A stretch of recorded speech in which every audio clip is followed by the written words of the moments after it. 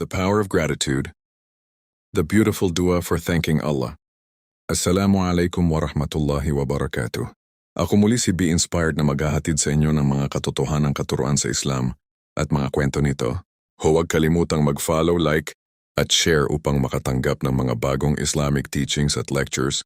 Sa video nating ito ay pag-uusapan natin ang isang napakagandang dua na itinuro mismo ng Propeta Muhammad, sumakanya nawa ang kapayapaan.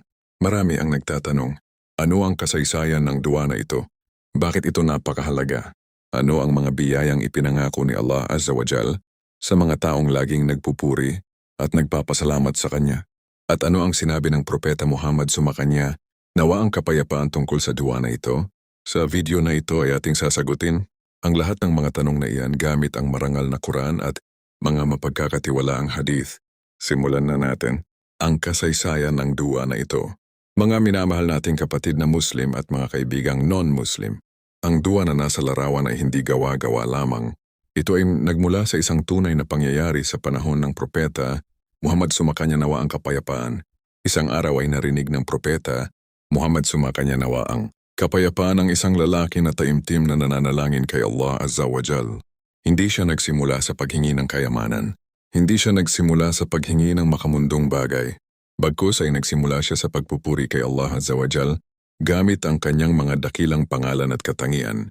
Matapos marinig ito ng Propeta Muhammad, sumakanya nawa ang kapayapaan, ay sinabi niya na ang taong ito ay tumawag kay Allah gamit ang kanyang dakilang pangalan.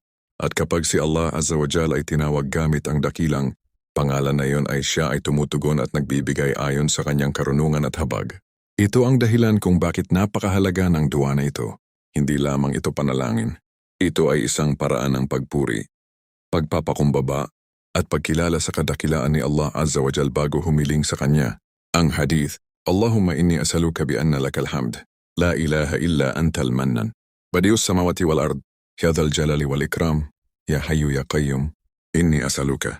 O Allah, hinihiling ko sa iyo, sapagkat ang lahat ng papuri ay para lamang sa iyo. Walang tunay na Diyos maliban sa iyo. Ikaw ang pinakamapagbigay ng biyaya. Ikaw ang may likha ng mga kalangitan at kalupaan. O Panginoon ng kadakilaan at karangalan. O buhay na walang hanggan. O tagapagtaguyod ng lahat ng nilikha. Katotohanang ako ay humihiling sa iyo. O Allah, I ask you because all praise belongs to you. There is no deity worthy of worship except you.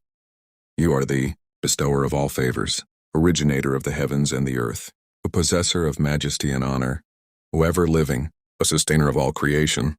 Indeed, I ask you. Hadith, sinabi ng Propeta Muhammad, sumakanya nawa ang kapayapaan, by the one in whose hand is my soul.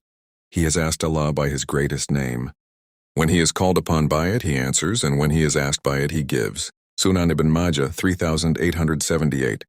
Paliwanag, ipinapakita ng hadith na ito na ang pinakamabuting paraan ng paghingi kay Allah Azza wa Jalla ay ang magsimula muna sa pagpupuri sa Kanya.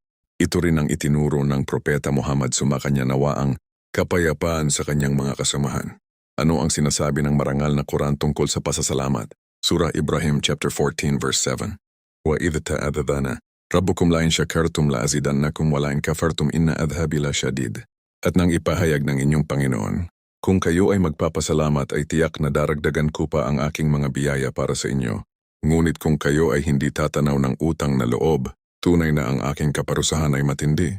And when your Lord proclaimed, if you are grateful, I will surely increase you in favor. But if you are ungrateful, indeed my punishment is severe. Paliwanag, napakalinaw ng pangako ni Allah Azza wa Jal. Hindi niya sinabi na daragdagan lamang ang kayamanan. Maaring dagdagan niya ang ating pananampalataya. Dagdagan ang ating kalusugan. Dagdagan ang ating kapayapaan. Dagdagan ang ating pamilya ng biyaya. Dagdagan ang ating kabuhayan.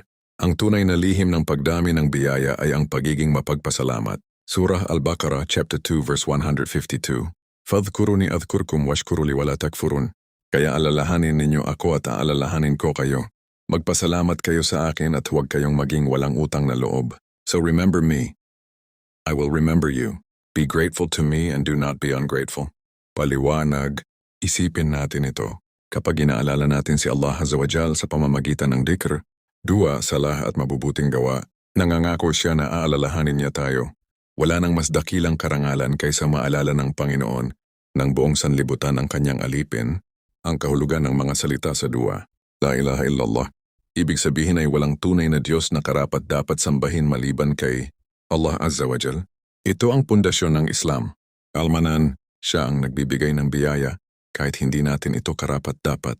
Bawat hininga, bawat tibok ng puso, bawat pagkain, lahat ng ito ay regalo mula kay Allah Azza wa Jal. Badius samawati wal ard. Siya ang lumikha ng mga kalangitan at kalupaan ng walang anumang naunang halimbawa. Tanging si Allah Azza wa Jal lamang ang may ganitong kapangyarihan. Thal Jalali wal Ikram. Siya ang nagmamay-ari ng lahat ng kadakilaan, kaluwalhatian, at karangalan. Al-Hayyu. Siya ang buhay na walang hanggan. Hindi siya natutulog. Hindi siya napapagod. Hindi siya namamatay. Al-Qayyum. Siya ang nagpapanatili sa buong sangnilikha. Kung hindi dahil kay Allah Azza wa Jal, walang isang nilalang ang mananatiling buhay kahit isang saglit. Magabenepisyo ng dua na ito. Ang dua na ito ay nagtuturo sa atin na unahin ang pagpupuri kay Allah Azza wa Jal bago humiling.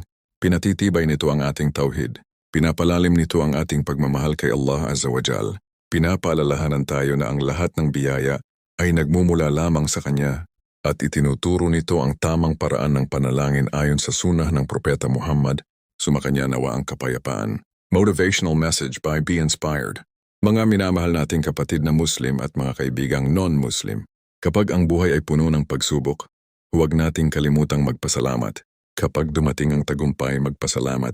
Kapag dumating ang kabiguan, magpasalamat pa rin, sapagkat maaring ang hindi natin nagustuhan ngayon ang siyang magiging dahilan ng ating kaligtasan bukas. Ang pusong marunong magpasalamat ay pusong malapit kay Allah Azza wa Jal. Inspirational quotes. Ang taong laging nagpapasalamat ay hindi kailanman tunay na mahirap dahil ang kanyang puso ay mayaman sa pananampalataya. Hindi nasusukat ang dami ng biyaya sa dami ng pag-aari, kundi sa dami ng pasasalamat sa Allah Azza wa Jal. Kapag pinuno mo ng alhamdulillah ang iyong puso, pupunuin ni Allah Azza wa Jal ng baraka ang iyong buhay. Mga minamahal nating kapatid na Muslim at mga kaibigang non-Muslim, nawa ay may natutunan tayong mahalagang aral mula sa napakagandang dua na ito. Ugaliin nating simulan ang ating mga panalangin sa pagpupuri kay Allah Azza wa Jal, sapagkat ito ang itinuro ng Propeta Muhammad, sumakanya nawa ang kapayapaan. Patuloy tayong magpasalamat sa bawat biyayang ipinagkakaloob sa atin, malaki man o maliit, dahil ang mapagpasalamat na puso ay minamahal ni Allah Azza wa Jal. Ako muli si Be Inspired na maghahatid sa inyo ng mga katotohanang katuruan sa Islam at mga kwento nito. Huwag kalimutang mag-follow, like, at share upang makatanggap ng mga bagong Islamic teachings at lectures. Assalamualaikum warahmatullahi wabarakatuh.